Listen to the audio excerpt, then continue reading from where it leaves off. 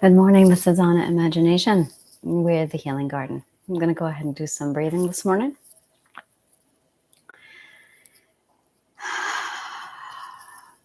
Make sure you're comfortable, and it really doesn't matter how you position yourself as long as you're comfortable. Some people prefer laying down, which is perfectly acceptable. You can sit squatting. You can sit in lotus position if you're familiar with yoga. You can sit on your knees, whatever you want to do, so long as you're comfortable. And I do box breathing. I do pranayama. I will not be doing pranayama ever on my morning meditations because for me it's too intense. I prefer the free form, open breathing and box breathing. And I am more focused on doing body scans, looking for internally anything that's upsetting us, using it to discipline the mind, focus. But disciplining the mind is really not for beginners. That's more like level 2. Level 1, which is what I focus on, is just getting into the habit of meditation. When you first start meditation, a lot of people struggle with, they think they should be disciplining the mind and they think it should be easy. So they immediately jump into advanced techniques like disciplining the mind when they're not even in the habit of sitting still and just being alone with yourself. We live in a society where we are literally abused for being ourselves. We are abused by our parents, our siblings, people at work, our peers, school.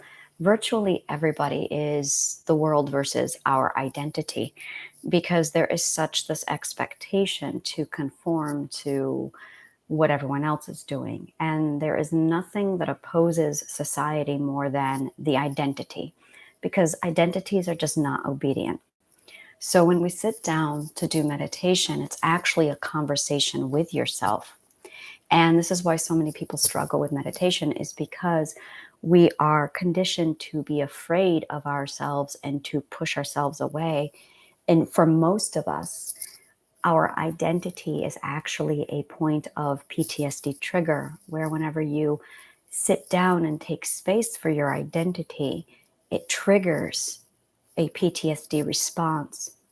And you immediately start to reject who and what you are to keep you safe.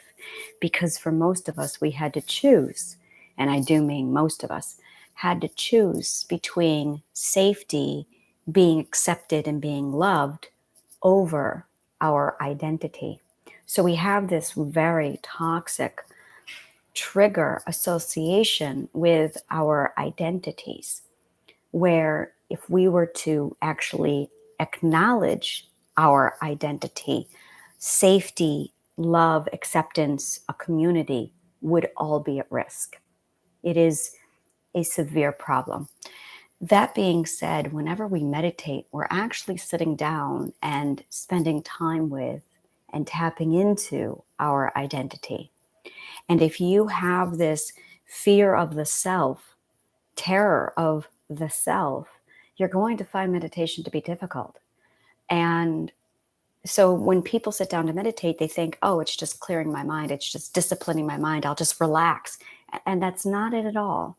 You are getting used to doing something that has been conditioned into you since childbirth or since you were born, which is spending time with yourself. So the first step with meditation really needs to just be getting into the habit of giving yourself space. And it is going to be uncomfortable for most people. It is going to cause a lot of emotions to stir up. And we're talking some of the most difficult emotions to deal with because we are basically now saving space for this moment where we can be quiet and we can actually start looking into this problem. And for a lot of people, we're avoiders. We don't want to look at the problem. Our entire habits are designed to avoid. That's why we threw away our identity. It's because it was an avoidant to keep us safe. So now we're doing the opposite with meditation, where we are sitting with our identity and we are getting to know ourselves. So just make space for yourself. we're going to focus on this morning. Relax your shoulders, and we're just going to observe any kind of upset in your chest, any kind of upset in your gut, anywhere at all. If you feel unsettled, I encourage you to pause your meditation and write it down. Journaling and meditation are phenomenal when you combine them, because it allows you to really stable and get into it. And it allows you to hear what's going on in your body. The purpose of meditation is to observe and listen, which is, again, something else that a lot of us are not taught to do. So for this meditation, we are going to observe and listen. Take a step back. Give yourself permission to be alone with yourself and to not have anything to do right now. Inhale in, always through the nose, and out through the mouth. If you feel an itch, feel free to scratch it.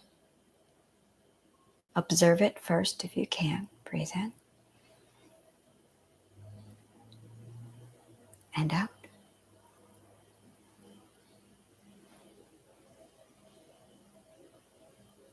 Breathe in and out. Meditation is a phenomenal skill. It is a tool to achieve a single purpose at first. Later, it opens it up the doors to achieving many purposes. If you are dealing with trauma or mental illness at all, anxiety, stress, or upset, meditation can be a great source of stepping back from that and looking into the problem as to why you feel anxious. Inhale and out. A lot of people think meditation is one of those things where you just do it and the problem will go away. And that's not what meditation is. Meditation teaches you to pause and listen so you can find out why you're having anxiety, why you're having stress, what you need to do to resolve your problem. It begins the conversation with your subconscious mind. That is what meditation does. It is the first step to communicating with your subconscious mind. If you ever look into any of my videos, I have comments on the side where I have little numbers, and that is a time tracker, a bookmark, where you can either fast forward to that point and listen to those points, or it's for me mostly where I can go back and make my own notes and go, oh, that's something I said. I really want to take that away from there. In and out. And I'm very much freeform. Everything is freeform that I do. So if you want to breathe on your own, that's okay. Do your own thing. Be authentic. In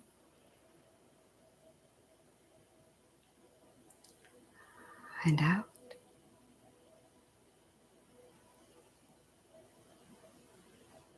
In and out.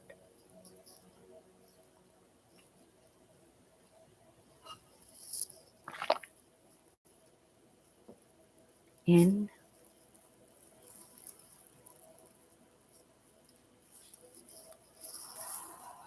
and out.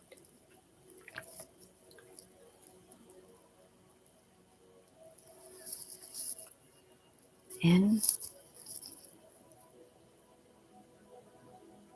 and out.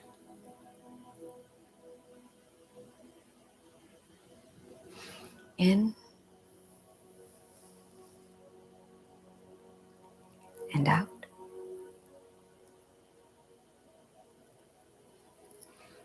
In and out.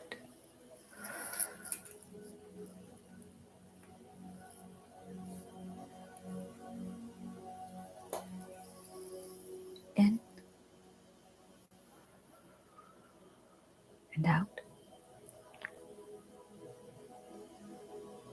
Just take a moment to do some breathing of your own. free form.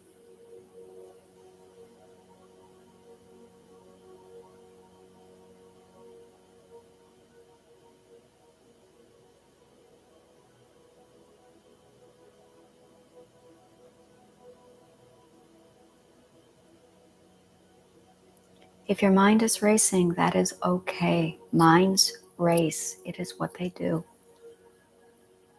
The subconscious mind is always working. It never goes to sleep. Even when you're sleeping, the subconscious work goes into full overdrive.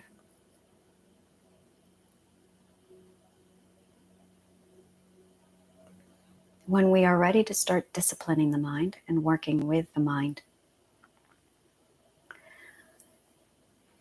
it's more of a request and an ask of the subconscious mind rather than a command or a tell. That is a trauma response that many of us have, where we think we have to command and ask, bully and push. And the reason for that is because that is how our abusers conditioned us to obey. So we associate abuse with obedience. We never think, it never occurs to most of us, that if we are kind and we ask, people will listen. So when you are ready to start directing your subconscious mind, approach it with kindness, ask, be gentle, like a loving mother talking to a child who is scared.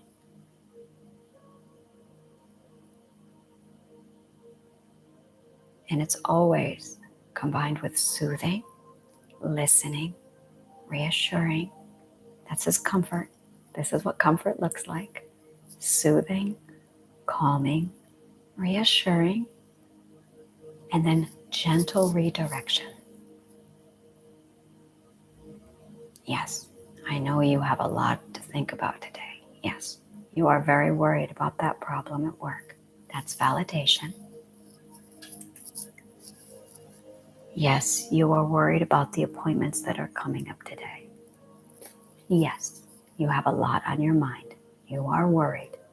It's okay to be worried. I understand why you are worried. And it's okay. Everything's going to be all right. Literally, talk to yourself in this manner. This is the conscious awareness, you, literally soothing the subconscious mind, calming it down. I'm going to teach you how to have a conversation with your subconscious mind. I'm determined. It's like, we're going to do this. The subconscious mind is very much an individual. Oh, it very much is an individual. This is one of the things I learned from my multiple personalities when I had it, was the subconscious mind is very much an individual, and the conscious awareness is an individual. So you have two individuals, at least, inside of your mind. You, the conscious awareness, and your subconscious mind. So when you sit down into meditation, you are actually conversing with another part of you, the individual. And that individual has its own agenda. The conscious awareness has its own agenda. Now I'm going to really throw this one at you. The third identity that's part of this, the third individual that's a part of you, is your identity itself. And that, your inner child, is also inside there, working with your subconscious mind.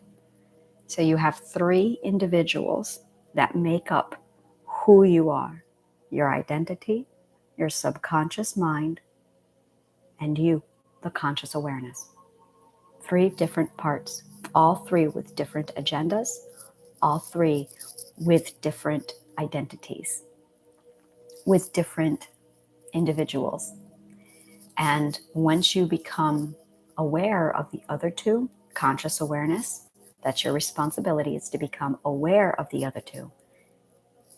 You can start working with the others as a team to start bringing your entity into a balance and into alignment. And meditation opens the door to begin this kind of engagement. Breathe in. Breathe out.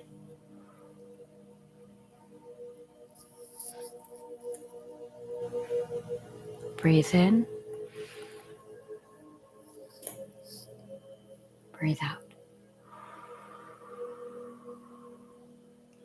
If you have been abused, there are going to be at least 3 other individuals inside of your subconscious mind. At least 3 other individuals inside your mind. Breathe in. Breathe out. If you think you have more, you have more. Breathe in. Breathe out.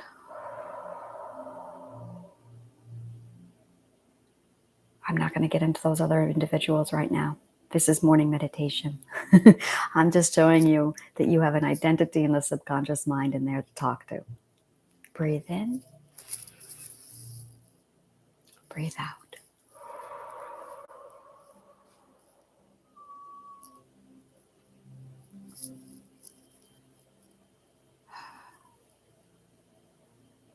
My schedule is all over the place because I'm a free spirit. And I view clocks and schedules as very much a thing of the patriarchy, which I am allergic to. So I do not do well with telling people what time I'm going to be somewhere. It's absolutely dependent upon my authority and my identity. However, I am doing morning meditation every morning. I do have a routine, just not a schedule. There's a difference. Schedule is at this time exactly, I go and do X, and I don't do that. If I wanted to do that, I would have a 9 to 5. I don't do that. But I do have a routine. I like to do my morning meditations, breathe in, where I do this every morning, Monday through Friday, and I teach you how to open up and have a conversation with your subconscious mind and your identity and your conscious awareness. Triadic healing. Those are your 3 parts. We open up the communications. That way you can start meditating. Breathe in. Breathe out. And I know I'm talking a lot. You can do this anytime, as much as you want during the day. I strongly recommend the Calm app. Oh my God, do I love it. Beautiful guided meditation. Breathe in. Breathe out. After morning meditation, I usually do my podcast where I philosophize about perspectives. The name of the podcast is Shifting Perspective. And then I'm over on my Facebook group offering guidance, inspiration, motivation, and exploration of the identity. That's where I nurture the identity. And I work with the conscious awareness. Breathe in. Breathe out. I strongly recommend you subscribe to my newsletter. The link is located in the chat box below. Breathe in.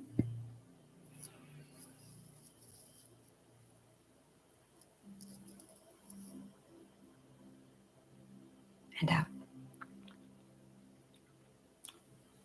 And that's where I do all my news and announcements, is through my newsletter, which goes out almost every day. Breathe in. And out.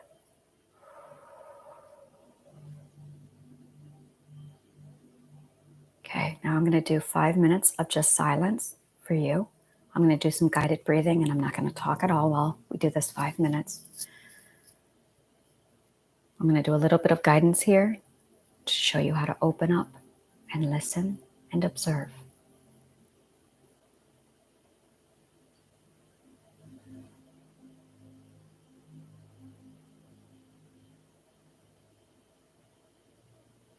If you have a thought that will not dissipate, write it down in your journal.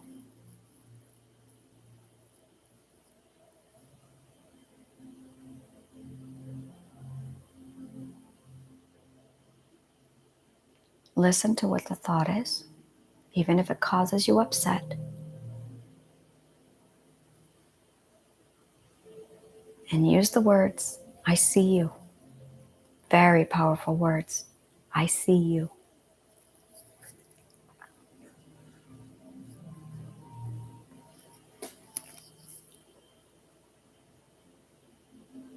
I see you.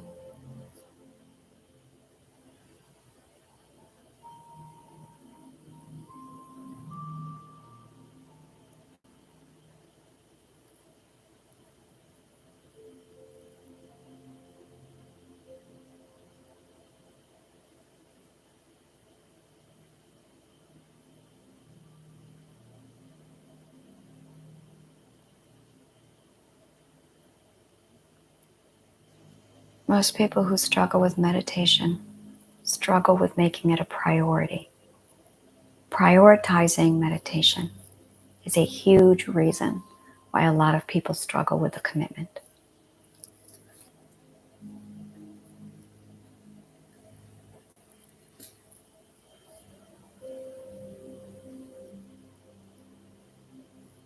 If you want to do more meditation in your life, you'll have to prioritize it.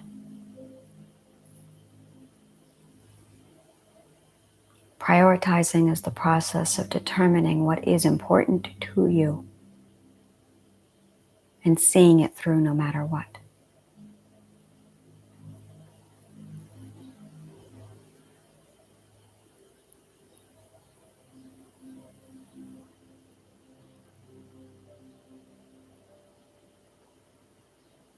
Your subconscious mind talks all the time, and it uses emotions. Emotions are the subconscious mind's love language. It's one of my favorite quotes by me. The subconscious mind's love language is emotions.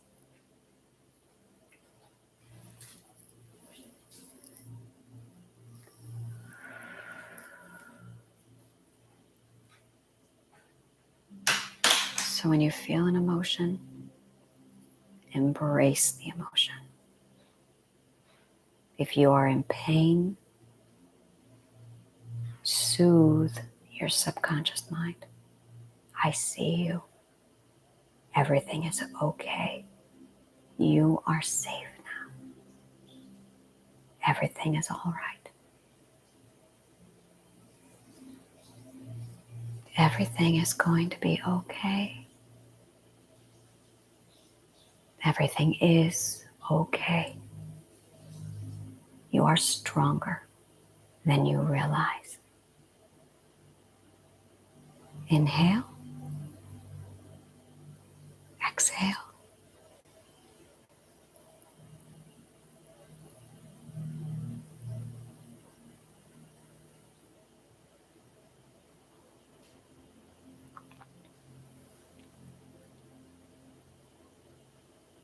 I see you. You are safe now.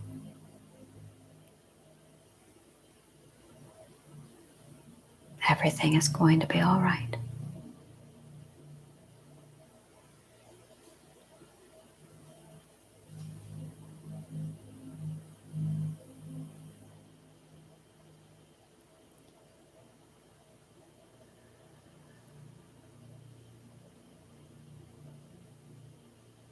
Inhale. Exhale. And that's the end of the 5 minutes. Go ahead and come back.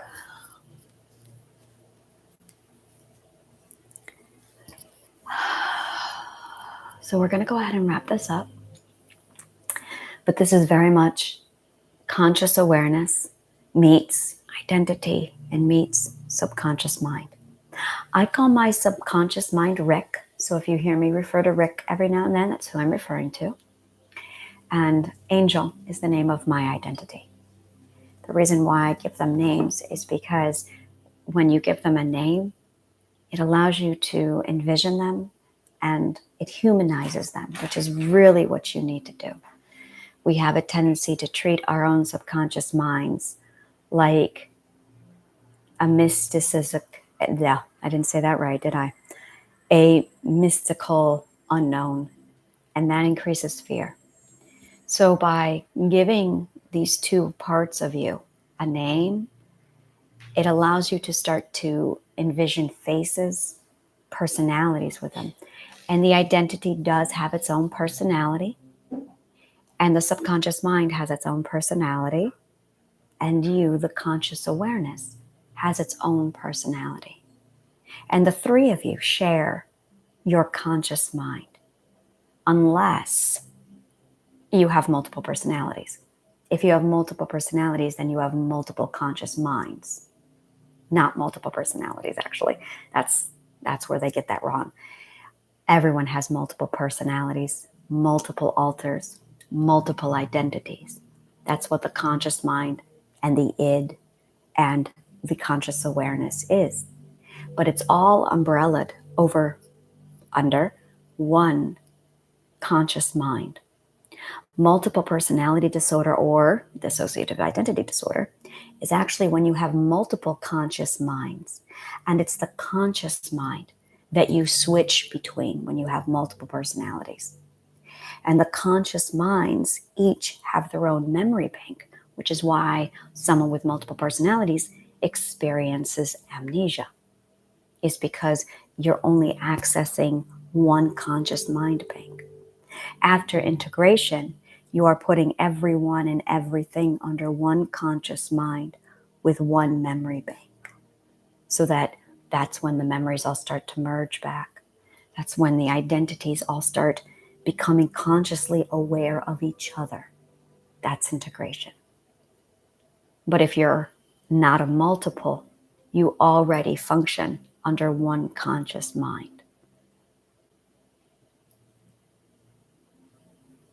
One more deep breath in and deep breath out.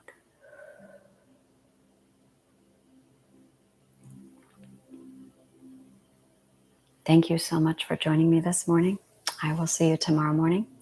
As I said, I'm going to be on Shifting Perspectives later today, probably before noon, because I like to get all of my Facebook and everything else out prior to noon.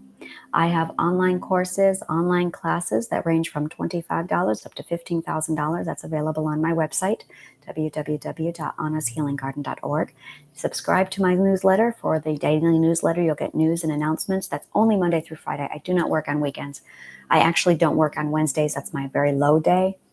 I keep everything to a minimum on Wednesdays because I need to do my own self-care on Wednesdays and on Sundays. Deep breath in. Thank you again so much for joining me, and may the kindest of words always find you.